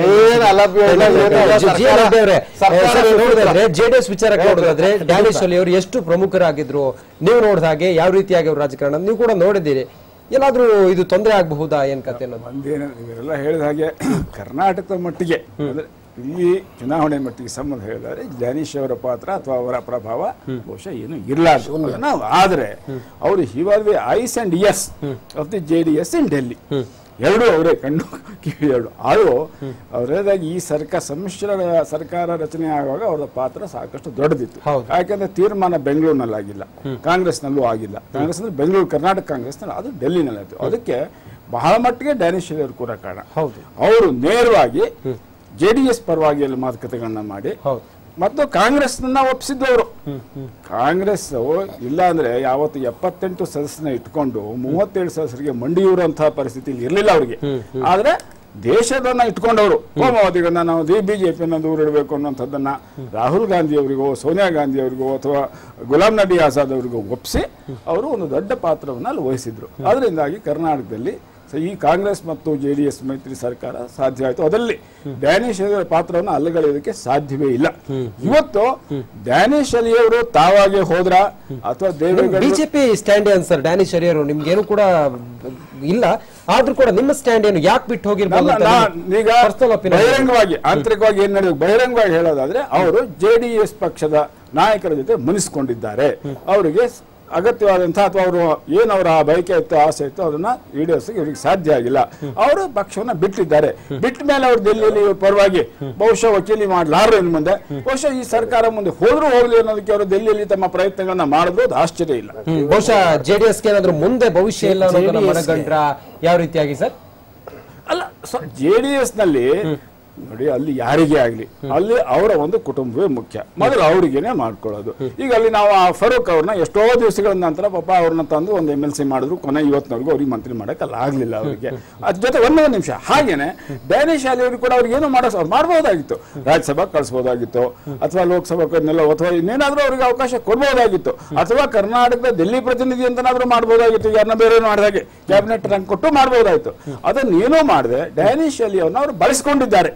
ಅದರಲ್ಲೇನು ಅನುಮಾನ ಇಲ್ಲ. ಆದ್ರಿಂದ ಡ್ಯಾನಿಶ್ ಅಲಿ ಅವರಿಗೆ ಸ್ವಾಭಾವಿಕವಾಗಿ ಈಗ 4-5 ವರ್ಷಗಳ ಬೆಳವಣಿಗೆಗಳನ್ನ ನೋಡಿದ ಮೇಲೆ ಅವರಿಗೆ ಮನಸ್ಸಿಗೆ ಈ ಪಕ್ಷದಲ್ಲಿ ನನಗೆ ಭವಿಷ್ಯ ಇಲ್ಲ, ಯಾಕಂದ್ರೆ ಇಲ್ಲಿ ಅಪ್ಪ ಮಕ್ಕಳನ್ನು ಬಿಟ್ಟು ಬೇರೆಯವರಿಗೆ ಅವಕಾಶ ಅವ್ರ ಭಾವನೆ ಬಂದಿದ್ರಿಂದ ಈಗ ಪಕ್ಷ ಬಿಟ್ಟಿದ್ದಾನೆ ಸ್ಪಷ್ಟವಾಗಿ ಕಾಣ್ತಾ ಇದೆ. JDS ನಲ್ಲಿ ಡ್ಯಾನಿಶ್ ಅಲಿ ಅವರ ಶೂಸ್ ಅನ್ನ ತುಂಬಕ್ ಆಗಲ್ಲ ಅಂತಕ್ಕಂಥ ಮಾತೇನಿಲ್ಲ. ಡೆಲ್ಲಿ ತನ್ವೀರ್ ಅಹಮದ್ ಅವರು ಇದ್ದಾರೆ, ಇವ್ರು ಹೇಳ್ದಂಗೆ ಇವರು ಫಾರೂಕ್ ಅವರು ಇದ್ದಾರೆ, ಇವರೆಲ್ಲ ಬಹಳ. ತನ್ವೀರ್ ಅಹಮದ್ ಈಗ ಆಲ್ರೆಡಿ ತನ್ವೀರ್ ಅಹಮದ್ ಅವರು ಏನಿದ್ದಾರೆ JDS ರಾಷ್ಟ್ರೀಯ ವಕ್ತಾರರು, ಅವರು ಸುಮಾರು ಒಂದು 60-70 ಭಾಗ ಡೆಲ್ಲಿನಲ್ಲಿ ನೋಡ್ಕೊತಕ್ಕಂಥ ಕೆಲಸ ಅವರು ಮಾಡ್ತಾ ಇದ್ದಾರೆ. ಸೊ ಹಂಗಾಗಿ ಬಹಳ ಒಂದು ಡೀಪ್ ವ್ಯಾಕ್ಯೂಮ್ ಆಗೋಯ್ತು, ಅಲ್ಲಿ ವಾಯ್ಡ್ ಆಗೋಯ್ತು. ಅವ್ರು ಇಲ್ಲದೆ ಇರೋದ್ರಿಂದ ಇದೇ ಇಲ್ದಕ್ಕಂತ ಅಂತ ಯಾವುದೇ ಒಂದು ಲಕ್ಷಣ ನಾನು ಆಸ್ ಎ ಅಬ್ಸರ್ವ್ ಹೊರಗಡೆಯಿಂದ ನೋಡಿದಾಗ ಖಂಡಿತ ಇಲ್ಲ. ಬಹಳ ಸಮರ್ಥವಾಗ ಜನರು, ಅದ್ರಲ್ಲಿ ಒಬ್ಬರ ಹೆಸರು ಕೂಡ ಹೇಳಿದ್ದೀನಿ, ಒಂದೆರಡು, ತನ್ವೀರ್ ಅಹಮದ್ ಇರ್ಬೋದು, ಫಾರೂಕ್ ಅವರೆಲ್ಲ ನಡೆಸ್ತಕ್ಕಂಥ. ಹೆಗ್ಡೆ ಸಾಹೇಬ್ರು ಹೇಳಿದ್ರು ಎಲ್ಲ ಅಪ್ಪ ಮಕ್ಕಳು ಅಂತ. ಬಿಜೆಪಿನಲ್ಲಿ ಲೆಕ್ಕ ಹಾಕೊಂಡ್ಬಿಟ್ರೆ ನಮ್ಗಿಂತ ಹೆಚ್ಚು ಅಪ್ಪ ಮಕ್ಕಳು ಸಿಟ್ಟಿಂಗ್ ಅಲ್ಲಿ ಇದ್ದಾರೆ. ಈಗ ಯಡಿಯೂರಪ್ಪನ ಮಕ್ಕಳು, ಈಶ್ವರಪ್ಪ ಒಂದೇ ಕುಟುಂಬದವರು ಸರ್. ಅದೇನೆ ಅವ್ರು ಒಂದೇ ಕುಟುಂಬ. ಉತ್ತರ ಕೊಡ್ತೀನಿ. ಈಗ ಯಡಿಯೂರಪ್ಪನ ಮಕ್ಕಳು, ಈಶ್ವರಪ್ಪನ ಮಕ್ಕಳು, ರೆಡ್ಡಿ ಅಂಡ್ ಬ್ರದರ್ಸು, ಆಮೇಲೆ ಉಕ್ಕೇರಿ ಅವರು, ಉಕ್ಕೇರಿ ಬ್ರದರ್ಸ್, ಈ ತರ ಲೆಕ್ಕ ಹಾಕೊಂಡು ಕಾಂಗ್ರೆಸ್ ಅಲ್ಲ. ಅದು ಯಾಕೆ ಆಮೇಲೆ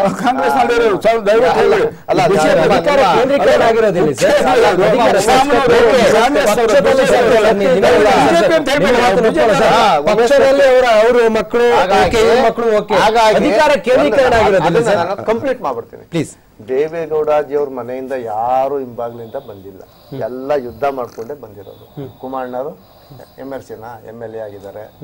ಯಾರೇ ಕೂಡ ಜನಗಳ ಮುಂದೆ ಗೆದ್ದು ಜನಗಳ ಆಶೀರ್ವಾದದಿಂದ ಬಂದೇ ಅಧಿಕಾರ ಮಾಡಿದ್ದಾರೆ, ಅಧಿಕಾರ ಇಲ್ಲದಾಗ MLA ಆಗಿದ್ದಾರೆ ಹೊರತು ಹಿಂಬಾಗಿಲಿನ ರಾಜಕಾರಣವನ್ನ ಯಾರೂ ಮಾಡಿಲ್ಲ.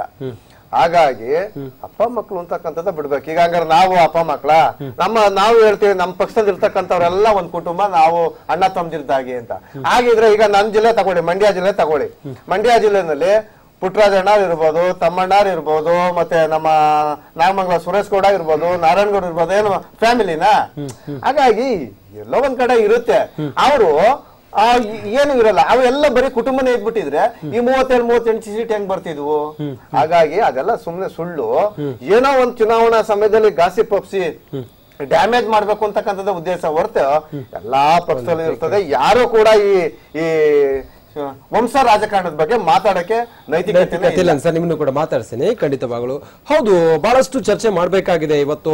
ಡ್ಯಾನಿಶ್ ಅಲಿ ಅವ್ರ ವಿಚಾರ ಮಾತ್ರ ಅಲ್ಲ, ಎ ಮಂಜು ಅವ್ರ ವಿಚಾರಕ್ಕೆ ಬಂದ್ರು ಕೂಡ ಕೋಮುವಾದಿ ಪಕ್ಷವನ್ನ ದೂರ ಇಡೋದಕ್ಕೆ ಬಹಳಷ್ಟು ಬಿಜೆಪಿ ಮೋದಿ ಅಂತ ಹೇಳಿ ಹರಿಯಾಯ್ತಾ ಇದ್ದಂತ ಎ ಮಂಜು ಅವರು ಬಿಜೆಪಿ ಸೇರೋದಕ್ಕೆ ತುದಿಗಾಲಲ್ಲಿ ನಿಂತಿದ್ದಾರೆ.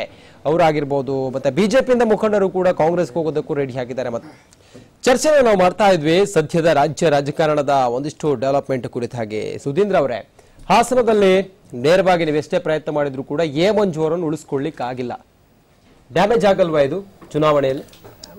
ನೋಡಿ, ಸಮ್ಮಿಶ್ರ ಸರ್ಕಾರ ಅಂತ ಆದ್ಮೇಲೆ ನಾವು ಒಂದು ಕೋalition ಅಂತ ಆದ್ಮೇಲೆ ನ್ಯಾಚುರಲಿ 28 ಕ್ಷೇತ್ರದಲ್ಲಿ 28, ಇವಾಗ ದಳ ಇರ್ಬೋದು, ಕಾಂಗ್ರೆಸ್ ಇರ್ಬೋದು, 28 ಕ್ಷೇತ್ರನೂ ನೀವು ಸ್ಪರ್ಧೆ ಮಾಡಿದ್ರೆ ಮಾಡ್ಲಿಕ್ಕೆ ರೆಡಿ ಇದೀವಿ. ಆದ್ರೆ ಒಂದು ಕೋalition ಧರ್ಮ ಅಂತಕ್ಕಂಥದ್ದು ಇದೆಯಲ್ಲ, ಅದ್ರ ನಾವು ಪರಿಪಾಲನೆ ಮಾಡ್ಬೇಕಲ್ಲ. ಸರ್ಕಾರ ನಡ್ಕೊಂಡ್ ಬರ್ತಾ ಇರೋವಾಗ ಹೌದು ಕೆಲವು ಒಂದು ಆಘಾತಗಳು ಈ ತರ ಅದ್ರಲ್ಲಿ ಆಗತ್ತೆ. ಇವಾಗ ಎಲ್ಲ ಒಂದು ಮನೆಯಲ್ಲೇ ನಾವು ವಿತಿನ್ ಕಾಂಗ್ರೆಸ್ ಏನೇ 4 ಜನ, ಅಥವಾ ವಿತಿನ್ ದಳದಲ್ಲೇ ವಿತಿನ್ ಬಿಜೆಪಿನಲ್ಲೇ 4-5 ಜನ ಆಕಾಂಕ್ಷಿಗಳಿರ್ತಾರೆ. ಒಬ್ಬನಿಗೆ ಕೊಟ್ರೆ 3 ಜನ 4 ಜನಕ್ಕೆ ಬೇಜಾರಾಗ್ತದ ಸಹಜ. ಅಂತ ಅದ್ರಲ್ಲಿ ಒಂದನ್ನ ನಾವೇನು ಅರ್ಥ ಮಾಡ್ಕೋಬೇಕು, ಬಹಳ ದೊಡ್ಡ ಒಂದು ಅತ್ಯಂತ ಕ್ಲಿಷ್ಟಕರ ಒಂದು ಚುನಾವಣೆ ಫೈಟ್ ನಂತರ ನಾವು ಬಂದು ಒಂದಾಗಿರ್ತಕ್ಕಂಥದ್ದು. So it's not easy. ನೆನ್ನೆ ತನಕ ನಾವು ಇದು ನೋಡ್ಬರ್ಕೊಂಡು ನಾಳೆ ಬಂದು ಜೊತೆ ಕೂತ್ಕೊಳ್ಳೋದು ಯಾವುದೇ ಒಂದು ಸಂದರ್ಭದಲ್ಲಿ ಕಷ್ಟ. ಅಂತ ಅದರಲ್ಲಿ ಸುಸಂದರ್ಭವಾಗಿ ಬಹಳ ಸುಸಜ್ಜಿತವಾಗಿ ಕುಮಾರಸ್ವಾಮಿ ಅವರ ನಾಯಕತ್ವದಲ್ಲಿ, ಪರಮೇಶ್ವರ್ ಅವರ ನಾಯಕತ್ವದಲ್ಲಿ ಅತ್ಯಂತ ಪ್ರಬುದ್ಧತೆ ಒಂದು ಆಡಳಿತ ಹಿಡ್ಕೊಂಡು ಬರ್ತಾ ಇದ್ದೇವೆ. ಹೌದು, ಇದರಲ್ಲಿ ಕೆಲವೊಂದು ಇದರಲ್ಲಿ ಪ್ರಬುದ್ಧತೆ ತೋರಿಸ್ಬೇಕಾಗಿರ್ತಕ್ಕಂಥವ್ರು ಎ ಮಂಜು ಅವರು ಸಿಚುವೇಶನ್ ಅರ್ಥ ಮಾಡ್ಕೋಬೇಕು. ಈಗ ನೀವು ಸಂಪೂರ್ಣ ಚಿತ್ರಣವನ್ನ ನೋಡಿದ್ರೆ ಎ ಮಂಜು ಪ್ರಾಬ್ಲಮ್ ಏನು? JDS ಕೊಡೋದು ಅವ್ರ ತೊಂದರೆ ಅಲ್ಲ. ದೇವೇಗೌಡರು ಬಂದು ನಿಂತ್ಕೊಂಡ್ರೆ ನಾನು ಬೆಂಬಲಿಸ್ತೀನಿ, ಬೇರೆ ಯಾರೇ ಬಂದು ನಿಂತ್ಕೊಂಡ್ರೆ ನಾನು ಬೆಂಬಲಿಸ್ತೀನಿ. ಪ್ರಜ್ವಲ್ ಕೊಡಬೇಡಿ ಅಲ್ಲಿಗೆ. ಮತ್ತೆ ನಾನು ಮುಂಚೆ ಹೇಳಿದ ವಿಷಯಕ್ಕೆ ಬರ್ತಾ ಇದ್ದೆ, ಅವರ ಈಗೋ ವೈಯಕ್ತಿಕ ಅಜೆಂಡಾ ಇದು ಅಷ್ಟೇ. ಈಗ ನಿನಗೆ JDS ಕೊಟ್ಟಿದ್ದಕ್ಕೇನೆ ನಿನಗೆ ತೊಂದರೆ ಇದೆಯಲ್ಲಪ್ಪ, ಸರಿ ಹಾಗಾದ್ರೆ ಬೇರೆ ರೀತಿಯಾದ ಅರ್ಥ. ನೀವು JDS ಕೊಟ್ರೆ ಚಿಂತೆ ಇಲ್ಲ, ದೇವೇಗೌಡರು ಸ್ಪರ್ಧೆ ಮಾಡಿದ್ರು ಚಿಂತೆ ಇಲ್ಲ, ಯಾರೇ ಸ್ಪರ್ಧೆ ಮಾಡಿದ್ರು ಚಿಂತೆ ಇಲ್ಲ, ಪ್ರಜ್ವಲ್ ಮಾಡಿಕೊಡ್ತು. ಈಗ ಮಂಡ್ಯ ನಾವು ಒಂದು ಕ್ಷೇತ್ರವನ್ನು ಅವ್ರಿಗೆ ಬಿಟ್ಟ ಮೇಲೆ ಇಟ್ ಇಸ್ ಅವ್ರಿಗೆ ಯಾರನ್ನ ಬೇಕಾದ್ರೆ ಹಾಕೊಳ್ಳಿ. ಕುಮಾರಸ್ವಾಮಿ ಅವರೇ ನಿಂತ್ಕೋತಾರೋ, ದೇವೇಗೌಡರು ನಿಖಿಲ್ ನಿಲ್ಲಿಸ್ತಾರೋ, ಸುಮ್ಲತ, ದಟ್ ಇಸ್ ನಾಟ್ ಅವರ್ ಅಜೆಂಡಾ. ಈಗ ಅದೇ ರೀತಿ ಬೆಂಗಳೂರಲ್ಲಿ ಒಂದು 2 ಕ್ಷೇತ್ರ ನಮಗ್ ಕೊಟ್ಟಿದ್ದಾರೆ, ಅವ್ರನ್ನ ಮಾತು ನಾವು ಕೇಳಲ್ಲ. ಬಂದವರೆಲ್ಲರೂ ಇವ್ರು ನಿಲ್ಸಿ ಅವರು ನಮ್ಗೆ ಹೇಳಲಿಕ್ಕೆ ಬರೋದಿಲ್ಲ, ಹೇಳೋದು ಇಲ್ಲ, ನಾವು ಹೇಳಲ್ಲ. ಸೊ ಇಟ್ ಈಸ್ ಒಂದ್ಸಲಿ ನಾವು as A part of arrangement ಒಂದು ಸೀಟನ್ನ ಬಿಟ್ಟುಕೊಟ್ಟ ಮೇಲೆ, ನೀನ್ ಕೊಟ್ಟ ಮೇಲೆ ನೀನು ಆ ಸೀಟಲ್ಲಿ ನಿಮ್ ಪಕ್ಷದವನ್ನ ಇವನನ್ನ ನಿಲ್ಸು ಎಲ್ಲೂ ಆ ರೀತಿ ಕೇಳಿಲ್ಲ, ಅದು ಆ ರೀತಿ ಆಗೋದೂ ಇಲ್ಲ. ಅದನ್ನ ಎ ಮಂಜು ಅವ್ರು ಅರ್ಥ ಮಾಡ್ಕೋಬೇಕು. ಅವನು ಬೇಡ ಇವನ್ ಬೇಡ ಅಂದ್ರೆ ನೀನು ನಿನ್ನ ವೈಯಕ್ತಿಕ ಅಜೆಂಡಾ. ನೇರವಾಗಿ ಒಂದು ಮಾತು ಹೇಳ್ತೀನಿ ಸರ್, ಎ ಮಂಜು ಅವರು ಕಾಂಗ್ರೆಸ್ಗೆ ಎಷ್ಟು ದುಡಿದಿದ್ದಾರೆ ಹಾಸನದಲ್ಲಿ ಅನ್ನೋದು ಅದರಲ್ಲಿ ಇಲ್ಲ ಅಂತಕ್ಕಂಥದ್ದು. ಎ ಮಂಜು ಕಾಂಗ್ರೆಸ್ಸಿನ ಬೆಳವಣಿಗೆಯಲ್ಲಿ ಹಾಸನದಲ್ಲಿ ಎ ಮಂಜು ಅವ್ರ ಕೊಡುಗೆ ಅಪಾರ. ಇದರಲ್ಲಿ ಇಲ್ಲ ಅಂದ್ರೆ ಅದು ತಪ್ಪಾಗ್ತದೆ. ಇವತ್ತು ಅಷ್ಟೇ ನಾಳೆ ಅವ್ರು ಬಿಜೆಪಿಗೆ ಹೋಗ್ತಾರೆ ಅಂತಕ್ಕಂಥ ಮಾತಿದೆ. ಹೋದ ಮೇಲೂ ನಾನು ಈ ಮಾತನ್ನು ಹೇಳ್ತೀನಿ, ಕಾಂಗ್ರೆಸ್ ಇವತ್ತು ಬಹಳಷ್ಟು ಇದು ಹಾಸನದಲ್ಲಿ ಬೆಳಿಲಿಕ್ಕೆ ಎ ಮಂಜು ಅವರ ಕೊಡುಗೆ ಇದೆ. ಆದ್ರೆ ಹಂಗೆ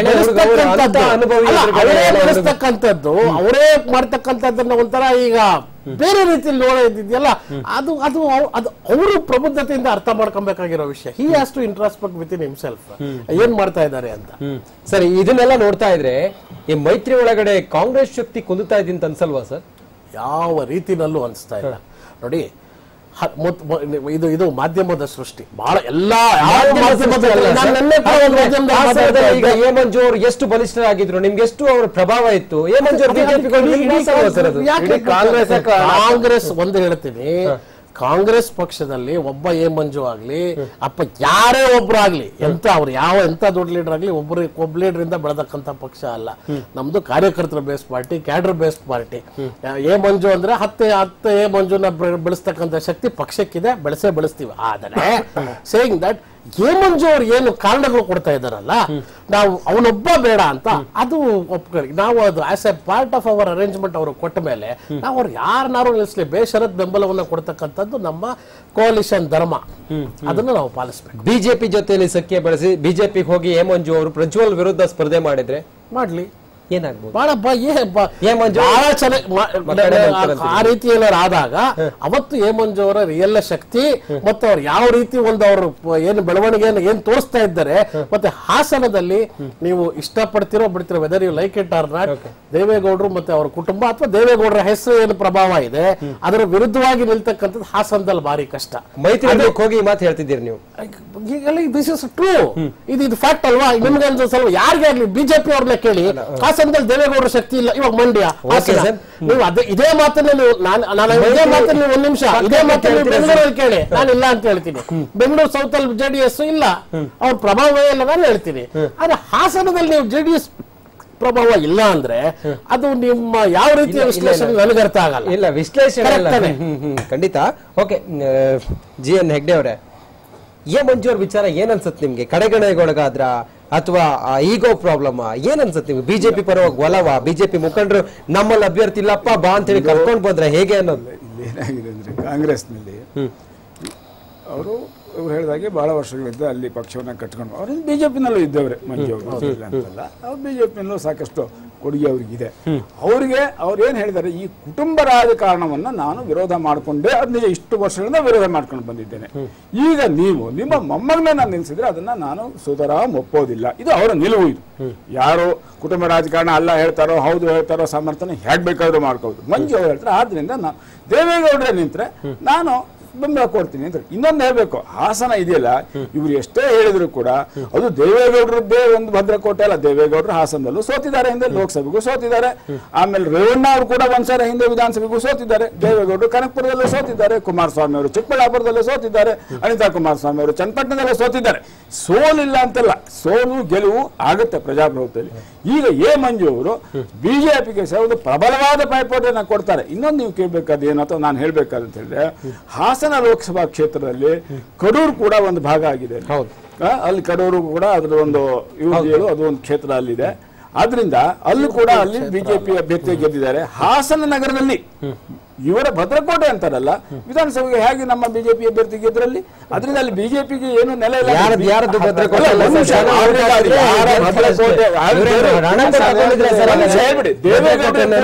ಹಿಂದಿನ ಚುನಾವಣೆಗಿಂತ ಕಳೆದ ಚುನಾವಣೆಯಲ್ಲಿ 2 ಲಕ್ಷ ಓಟಿಂದ ಗೆದ್ದವರು ಬರೀ 1 ಲಕ್ಷ ಓಟಿಂದ ಗೆದ್ದವರು ಕಳಿಸ್ತಾರೆ. ಅವ್ರಿಗೂ ಕೂಡ ಒಂದು ನಿಮಿಷ ಓಟಿನ ಅಂತರ ಬಹಳ ಕಡಿಮೆ ಆಗಿದೆ. ಇದರ ಅರ್ಥ ಏನಂತ ಹೇಳಿದ್ರೆ ಅವರ ಸಾಮ್ರಾಜ್ಯ ಅಂತ ಹೇಳಕ್ಕಾಗಲ್ಲ. ಪ್ರಭಾವ ಇಲ್ಲ ಅಂತ ನಾನೇನು ಹೇಳೋದಿಲ್ಲ, ದೇವೇಗೌಡರಿಗೆ ಅವ್ರದೇ ಆದ ಪ್ರಭಾವ ಇದೆ. ಆದ್ರೆ ಸೋಲು ಗೆಲುವನ್ನು ಅವರು ಕಂಡಿದ್ದಾರೆ. ಈ ಸಾರಿ ಖಂಡಿತ ಅವ್ರ ಮೊಮ್ಮಗಾಲ್ ಸೋಲ್ತಾರೆ. ಯಾಕೆ ಸೋಲೋದಿಲ್ಲ ಅವರು? ಯಾಕಂದ್ರೆ ಮಂಜು ಅವರು ಇದಾರಲ್ಲ, ಅವರು ಅಲ್ಲಿ ಸ್ಥಳೀಯ ಮಟ್ಟದಲ್ಲಿ ಸಾಕಷ್ಟು ಪ್ರಬಲರು ಅವರು ಕಟ್ಟುವ. ಅಲ್ಲಿ ಏನಾಗಿದೆ ಅಂತ ಹೇಳಿದ್ರೆ ಈ ಕುಟುಂಬ ರಾಜಕಾರಣ ನಾನು ಹೇಳಿದ್ರೆ ಹಾಸನ ನಗರದಲ್ಲಿ ನಿಮ್ಮ ಹತ್ರ ಗೆಲ್ಲಕ್ಕಾಗಲ್ಲ ಇಲ್ವಲ್ಲಿ. ನೀವು ಅಷ್ಟೇ ನೇರ ಪ್ರಶ್ನೆ ಸರ್, ನೀವು ಇಲ್ಲಿ ಯಾರು ಉಮೇಶ್ ಜಾಧವ್ ಅವರು ಟಿಕೆಟ್ ಕೊಡ್ತಾರೆ ಕಾಂಗ್ರೆಸ್ ಇಂದ ಕರೆದುಕೊಂಡು ಬಂದು, ಹಾಸನದಲ್ಲಿ ಎ ಮಂಜೂರಿ ಟಿಕೆಟ್ ಕೊಡ್ತಾರೆ. ಅಲ್ಲಿ ಬ್ಯಾನರ್ ಕಟ್ಟಿ ಘೋಷಣೆ ಕೂಗಿ ಕೇಸ್ ಹಾಕೊಂಡು ಪೆಟ್ಟು ತಿಂದು ವಧೆ ತಿಂದಂತ ಕಾರ್ಯಕರ್ತರಿಗೆ ಬೆಲೆನೇ ಇಲ್ವಾ ಸರ್? ಕಾರ್ಯಕರ್ತರಿಗೆ ಬೆಲೆ ಇರೋದ್ರಿಂದ ನಾವು ಕಾರ್ಯಕರ್ತರಿಗೆ ಬೆಲೆ ಯಾವಾಗ ಬರುತ್ತೆ ಅಂತ ಹೇಳಿ ನಮಗೆ ನಮ್ಮ ಅಭ್ಯರ್ಥಿ ಮುಂದೆ ಸೋತ್ರೆ ಮತ್ತೆ ಕಾರ್ಯಕರ್ತರು ಇನ್ನ ಹಿಂದಕ್ಕೆ ಹೋಗ್ತಾರೆ. ಅವ್ರಿಗೆ ಕಷ್ಟ ಆಗುತ್ತೆ. ಅವರಿಗೆ ಯಾವುದೇ ಪಕ್ಷದಲ್ಲಿ ಕಾರ್ಯಕರ್ತರಿಗೆ ಒಂದು ಮನಸ್ಥೈರ್ಯವನ್ನು ನಾವು ತುಂಬಬೇಕಾದ್ರೆ ನಮ್ಮ ಗೆಲ್ಲುವ ಅಭ್ಯರ್ಥಿ ಅಂತ ಭಾವನೆ ಅವರಿಗೂ ಬರಬೇಕು. ಆವಾಗಲೇ ಅವರು ಬ್ಯಾನರ್ ಕಟ್ಬಹುದು, ಓಡಾಡಬಹುದು, ಕರಪತ್ರಗಳನ್ನು ಹಂಚಬಹುದು. ಗೆಲ್ಲುವ ಅಭ್ಯರ್ಥಿ ಇಲ್ಲದೆ ಹೋದ್ರೆ ಕಾರ್ಯಕರ್ತರಿಗೆ ಎಲ್ಲಿ ಧೈರ್ಯ ಬರುತ್ತೆ, ಎಲ್ಲ ನಮಗೆ ಬರುತ್ತೆ. ಪಕ್ಷ ಯಾರಾದ್ರೂ ಇವತ್ತು ಇವರು ಗೆಲ್ಲುವ ಅಭ್ಯರ್ಥಿ ಅನ್ನೋದು ಕಾರ್ಯಕರ್ತರು ಅಧಿಕಾರ ಬಂದಾಗ ಕಾರ್ಯಕರ್ತರಿಗೆ ಅಧಿಕಾರ ಹಂಚುತ್ತಾರೆ. ಕಾರ್ಯಕರ್ತರು ಹುಮ್ಮಸ್ಸಿಂದ ಕೆಲಸ ಮಾಡಬೇಕಾದ್ರೆ ಅವರಿಗೆ ಗೆಲ್ಲುವ ಅಭ್ಯರ್ಥಿ ಆಗಿರ್ಬೇಕು. ಗೆಲ್ಲುವ ಇವತ್ತು ನಾವ್ ಯಾಕೆ ಮೋದಿ ಅವರ ಹೆಸರು ನಾವು ಎಲ್ಲರೂ ಯಾಕೆ ಹೇಳ್ತೇವೆ ಅಂತಂದ್ರೆ ಗೆಲ್ಲುವವರು ಅಂತ ಎಲ್ರಿಗೂ ಇದೆ ಇಡೀ ರಾಷ್ಟ್ರದಲ್ಲಿ. ಅದರಿಂದ ಕಾರ್ಯಕರ್ತರು ಎಲ್ಲಿದ್ರು ಮೋದಿ ಪರವಾಗಿ ಕೆಲಸ ಮಾಡ್ತಾರೆ. ಮೋದಿ ಅವರಿಗೂ ಒಂದು ಕ್ಷೇತ್ರದಲ್ಲಿ ಎಂಪಿ ಕ್ಯಾಂಡಿಡೇಟ್ಗೂ ವ್ಯತ್ಯಾಸ. ನಾನು ಯಾಕೆ ಹೇಳಿದೆ ಅಂದ್ರೆ ಇದು ರಾಷ್ಟ್ರ ಮಟ್ಟದಲ್ಲಿ ಆಗಿದೆ, ಲೋಕಸಭಾ ಚುನಾವಣೆ ಅಲ್ವಾ ಇದು. ಹಾಗಾದ್ರೆ ಮೋದಿ ಅವರ ಪ್ರಭಾವ ಇದ್ದೇ ಇದೆ ನಮಗೆ ದೊಡ್ಡ ಪ್ರಮಾಣದಲ್ಲಿ. ಮೋದಿ ಅವರು ಒಂದು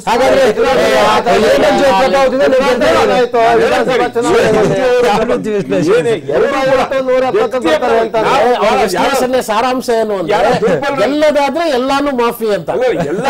ನಮ್ಮ ಅಭ್ಯರ್ಥಿ ಕೂಡ ಪ್ರಬಲರಾಗೇ ಇರ್ಬೇಕು. ಯಾಕಂದ್ರೆ ನಾವಾಗ್ಲೇ ಯಾವುದೇ ಒಂದು ಚಾನ್ಸ್ ತಗೊಳ್ಳೋದಲ್ಲ, ಇಲ್ಲಿ ರಿಸ್ಕ್ ಅಲ್ಲ. ನಾವು ಗೆಲ್ಲುವ ಅಭ್ಯರ್ಥಿಯನ್ನು ಹಾಕ್ಬೇಕು. ನಮ್ಗೆ ರಾಷ್ಟ್ರ ಮಟ್ಟದ ನಾಯಕರ ಪ್ರಭಾವ ವರ್ಚಸ್ಸು ಇದ್ದೇ ಇರ್ತಿದೆ, ಅದು ಸಹಾಯ ಮಾಡುತ್ತೆ ನಮಗೆ. ಆದ್ರೆ ದುರ್ಬಲನಾದ ಅಭ್ಯರ್ಥಿಯನ್ನು ಹಾಕಿ ಕ್ಷೇತ್ರದಲ್ಲಿ ಗೊತ್ತಿಲ್ಲದೆ ಅವನ ಅಭ್ಯರ್ಥಿಯನ್ನು ಹಾಕಿದ್ರೆ ಹೇಗೆ ಸಾಧ್ಯ? ನಾವು ಗೆಲ್ಲಬೇಕು ಅಂತ ಹೇಳಿದ್ರೆ ಪ್ರಬಲವಾದ ಅಭ್ಯರ್ಥಿಯನ್ನ ನಾವು ಹಾಕ್ಲೇಬೇಕಾಗುತ್ತೆ. ಅದು ಜಾಧವ್ ಅವರು. ಅಲ್ಲಿ ಯಾಕೆ ನಾವು ಹಾಕಿದ್ದೇವೆ ಅನ್ನೋಕೆ ನಾನು ಬಹಿರಂಗ ನಿಮ್ಗೂ ಗೊತ್ತೆ, ಹಲವಾರು ಕಾರಣಗಳಿವೆ ಖರ್ಗೆಯನ್ನು ಸೋಲ್ಸಬೇಕು ಅಂತದಾಗ. ಆದ್ರಿಂದ ಜಾಧವ್ ಅವರು ಬಂದಿದ್ದಾರೆ. ಅವ್ರಿಗೆ ನಾವು ಜಾಧವ್ ಅವರು ಯಾಕೆ ಹಾಕಿದ್ರೆ ಕಾಂಗ್ರೆಸ್ ಬಿಟ್ಟು ಬಂದ್ರು, MLA ಆಗಿದ್ದವರು ಗೆಲ್ಬೇಕು ಅಂತಾನೆ ಅವ್ರಲ್ಲಿ ಬಂದಿದ್ದು. ಆದ್ರಿಂದ ಅವರು ಒಬ್ಬ ಪ್ರಭಾವಿ ನಾಯಕರಾದ್ರಿಂದ ಅವರಿಗೆ ಟಿಕೆಟ್ ಸಿಗ್ತಾ ಇದೆ. ಮಂಜು ಅವರ ಪ್ರಭಾವ ಹಾಸನದಲ್ಲಿ ಇದ್ದೇ ಇದೆ. ನಾನು ಹೇಳಿದೆ ಹಾಸನದಲ್ಲಿ ದೇವೇಗೌಡರಾಗಿರೋ ಸೋತಿದ್ದಾರೆ, ಗೆದ್ದಿದ್ದಾರೆ. ಈ ಸಾರಿ ಸೋಲ್ತಾರೆ ಅನ್ನೋದು ನಮ್ಮ ನಮಗೆ ಟಿಕೆಟ್ ಆಗಾದ್ರೆ ಪಕ್ಕ ಆಗಿದೆ. ನಾನು ಈ ಹಂತದಲ್ಲಿ ನಾನು ಹೇಳಿದಾರೆ ಅದನ್ನ ನಾಳೆ ನಮ್ಮ ಕೋರ್ ಕಮಿಟಿ ಸಭೆ ಇದೆ. ನಾಡಿದ್ದು ಯಡಿಯೂರಪ್ಪನವ್ರು ದೆಹಲಿಗೆ ಹೋದ್ಮೇಲೆ ನಮ್ಮ ವರಿಷ್ಠ ಮಂಡಳಿಯವರು ತೀರ್ಮಾನ ಮಾಡ್ತಾರೆ. ಹೌದು ಸಿದ್ದರಾಜ್ ಅವರೇ, ರೇವಣ್ಣ ಅವ್ರ ಮಗನ ಗೆಲುವು ಖಚಿತಾನ? ಒಂದ್ ಕಡೆಯಲ್ಲಿ ಒಂದು ವಿಕೆಟ್ ಡಮಾರ್ ಆಗಿದೆ ಕಾಂಗ್ರೆಸ್ ಇಂದ. ಕಾಂಗ್ರೆಸ್ ಅವ್ರು ಹೇಳ್ಬೋದು ಎಷ್ಟು ಜನ ನಾವು ಎ ಮಂಜೂರ್ ಹುಟ್ಟು ಹಾಕ್ಬೋದು ಅಂತ ಹೇಳಿ, ಆದ್ರೆ ಅವ್ರ ಕಾರ್ಯಕರ್ತರೆಲ್ಲ ಕಾಂಗ್ರೆಸ್ ನಲ್ಲಿ ಇರ್ತಾರ ಅಂತ ಹೇಳಿ ಅವ್ರು ಹೇಳ್ಬೇಕು. ಪ್ಲೀಸ್ ನಾನು ಒಂದ್ ಹೇಳ್ಬಿಡ್ತೀನಿ. ಹಾಸನ ಜಿಲ್ಲೆ ನನಗೂ ಕೂಡ ಗೊತ್ತು ಗ್ರಾಸ್ ರೂಟ್ ಏನು ಅಂತ. ಎ ಮಂಜು ಅವ್ರು ಬೆಳಿಬೇಕಾದ್ರೆ ಕಾಂಗ್ರೆಸ್ ಅಂತಕ್ಕಂಥದ್ದು ಒಂದು ಶಕ್ತಿ ಇತ್ತು. ಆ ಶಕ್ತಿ ಹಿಡ್ಕೊಂಡೇ ಇವ್ರು ಬಂದ್ರೆ ಹೊರತು ಯಾಕೆ ಮತ್ತೆ ಬಿಜೆಪಿಯಿಂದ ಅವರು ಮತ್ತೆ ಅಲ್ಲಿ ಕಾಂಟೆಸ್ಟ್ ಮಾಡಕ್ ಆಗ್ಲಿಲ್ಲ? ಗೊತ್ತಿತ್ತು ಬಿಜೆಪಿಯಿಂದ ಇದ್ರೆ ನಾನು ಆಗಲ್ಲ ಅಂತ ಒಂದು. ಹಾಗಾಗಿ ಕಾಂಗ್ರೆಸ್ ಅಂತಕ್ಕಂಥ ಒಂದು ಶಕ್ತಿ ಇಟ್ಕೊಂಡು ಅವ್ರ ಮೇಲ್ ಬಂದು ಶಾಸಕರಾಗಿ ಮಂತ್ರಿಗಳಾದ್ರೆ ಹೊರತು ಇಂಡಿಪೆಂಡೆಂಟ್ ಆಗಿ ಅವ್ರು ನಿಂತ್ಕೊಂಡು ಗೆಲ್ಲಿ ನೋಡೋಣ ಇವಾಗ ಆಗಲ್ಲ. ಕಾಂಗ್ರೆಸ್ ಇಂದಾನೆ ಬಂದ್ರು. ಇನ್ ಜಾಧವ್ಗೆ ಹೇಳಿದ್ರಿ ಹುಡುಗಾಟ ಏನ್ರಿ ಜಾಧವ್? ಅದಕ್ಕೆ ನಾನು ಹೇಳಿದ್ದು ಆಯಾ ಇದ್ರಲ್ಲಿ ಏನೀಗ ಸಮಾಜ ಸೇವೆ ಮಾಡಿದ್ರೆ ಮಾತ್ರ ಅಂತವ್ರು ಟಿಕೆಟ್ ಕೊಡ್ಬೇಕು. ಅದೆಲ್ಲೋ ಅಧಿಕಾರಿ ಆಗಿದ್ರು ಕರ್ಕೊಂಬಂದ್ ತಪ್ಪು ಮಾಡ್ಬಿಡ್ತು ಕಾಂಗ್ರೆಸ್ ಅವತ್ತು. ಟಿಕೆಟೇ ಕೊಡ್ಬಾರ್ದಿತ್ತು ಅಂತವ್ರಿಗೆ. ಅವ್ರಿಗೆ ಏನ್ ಗೊತ್ತಾ, ಅಧಿಕಾರಿಗಳಾಗಿರ್ತಕ್ಕಂಥವ್ರಿಗೆ ಸಮಾಜ ಸೇವೆ ಅನ್ನೋದಿಲ್ಲ, ಮನಿ ಮೈಂಡೆಡ್, ಹಣ ಎಲ್ಲಿ ಬರುತ್ತೆ ಅಂತಕ್ಕಂಥದ್ದೇ ಉದ್ದೇಶ.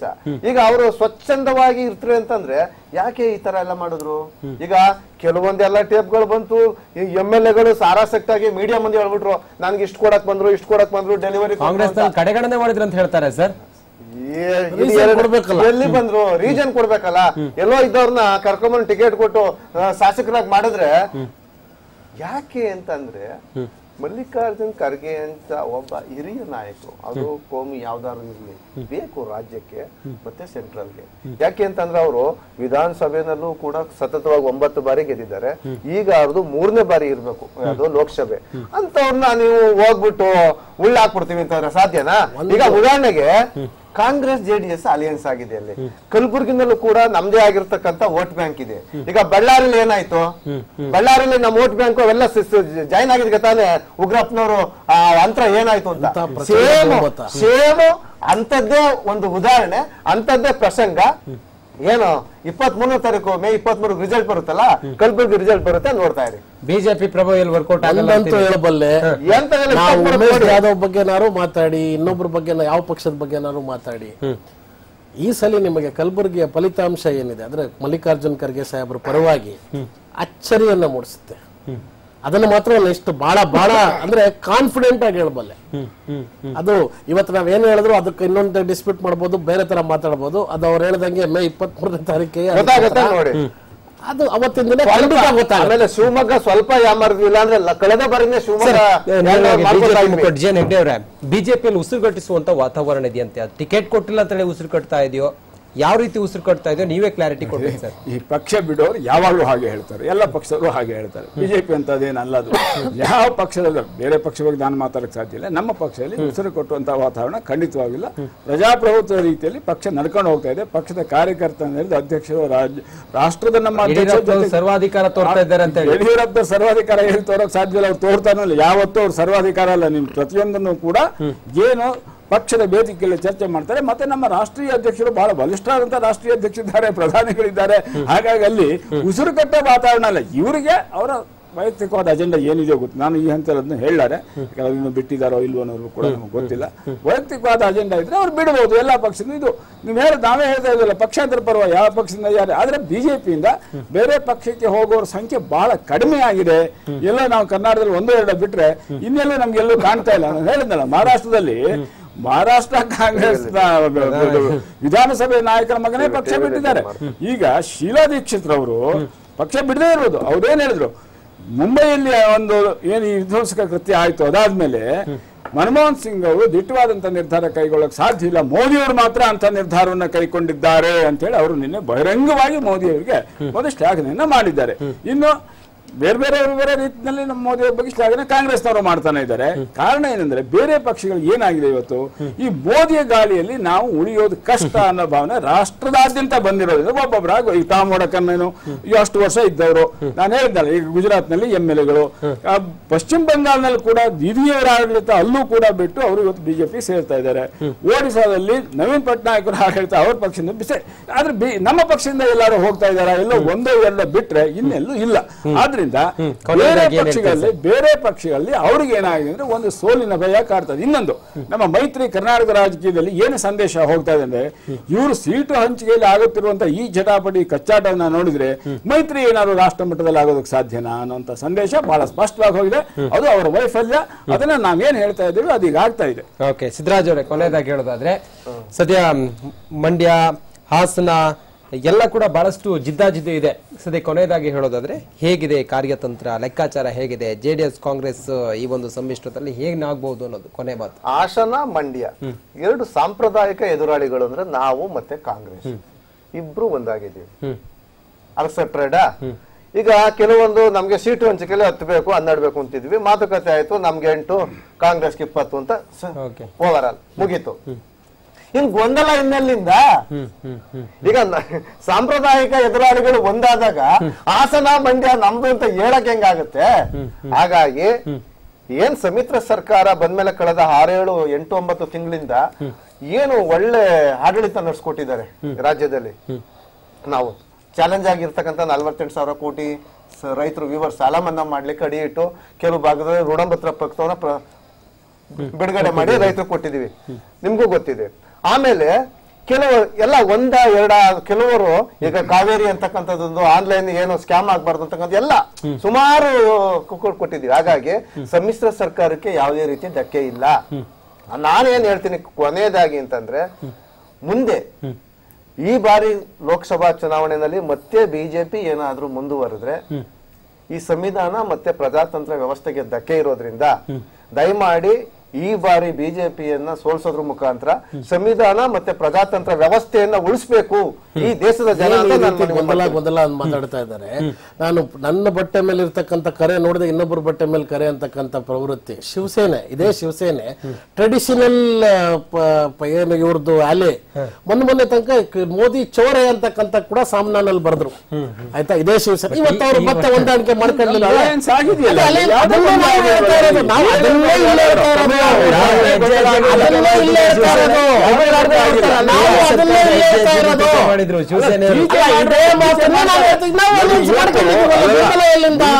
ನಿಮ್ಗೆ ಅಲ್ಲಿರ್ದವ್ರು ಹೇಳ್ತಾರೆ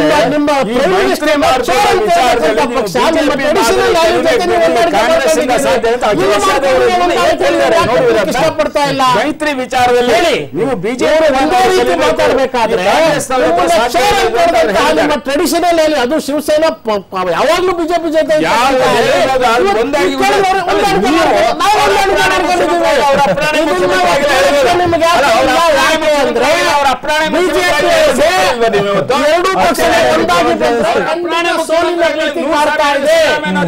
ಕರ್ನಾಟಕದಲ್ಲಿ ಸೋಲಿನ ಇದೆ, ಹೀಗಾಗಿ ಮಹಾರಾಷ್ಟ್ರದಲ್ಲಿ ಕಾಡದೇ ಇರ್ತಕ್ಕಂಥ ಗೊಂದಲ.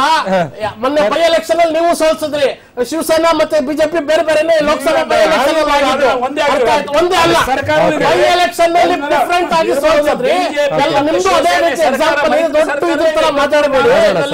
ಹಂಗಾದಾಗ ಇಲ್ಲಿ ಯಾಕೆ ಇವ್ರು ಎಲ್ಲ ಮಾಡಿದ್ರು ಸಾಚ, ಬೇರೆಯವ್ರು ಮಾಡಿದ್ರು ಮಾತ್ರ ತಪ್ಪ. 3 ಎಕ್ಸಾಂಪಲ್ ಕೊಡ್ತೀನಿ ನಾನು. ಆ ರೀತಿ ಯಾಕೆ ಅಂದ್ರೆ ಅದು ಸೋಲಿನ ಭೀತಿ ಕಾಡ್ತಾ ಇದೆ ಕರ್ನಾಟಕದಲ್ಲಿ. Thank you so much sir. 3 ಜನರಿಗೆ ಕೂಡ thank you so much sir. Thank you so much. ಖಂಡಿತವಾಗಿಯೂ ಕೂಡ ಬಹಳಷ್ಟು ಕುತೂಹಲ ಇದೆ ಈ ಬಾರಿಯ ಚುನಾವಣೆ. ಮೋದಿ ಮೇನಿಯಾನೋ ಅಥವಾ ಮೈತ್ರಿಯೋ ಅನ್ನೋದು ನೋಡ್ಬೇಕಾಗಿದೆ. ಮತದಾರರ ಉತ್ತರವನ್ನ ಕೊಡಬೇಕು. ಒಂದ್ ಕಡೆಯಲ್ಲಿ ಪಕ್ಷಾಂತರ ಇದೆಲ್ಲವೂ ಕೂಡ ನಡೀತಾ ಇದೆ. ಒಂದು ಪಕ್ಷದಿಂದ ಮತ್ತೊಂದು ಪಕ್ಷಕ್ಕೆ ನೆಗೆಯುವಂತ ಸಂದರ್ಭ. ನೋಡೋಣ ಏನಾಗುತ್ತೆ ಮುಂದಿನ ದಿನಗಳಲ್ಲಿ, ಯಾರು ಗೆದ್ದು ಬಿಗ್ತಾರೆ ಅನ್ನೋದನ್ನ ಇದೆ ಈ ಹೊತ್ತಿನ ವಿಶೇಷ. ನ್ಯೂಸ್ ಎಕ್ಸ್ ಕನ್ನಡ, ಸುದ್ದಿ ಗದ್ದಲವಲ್ಲ.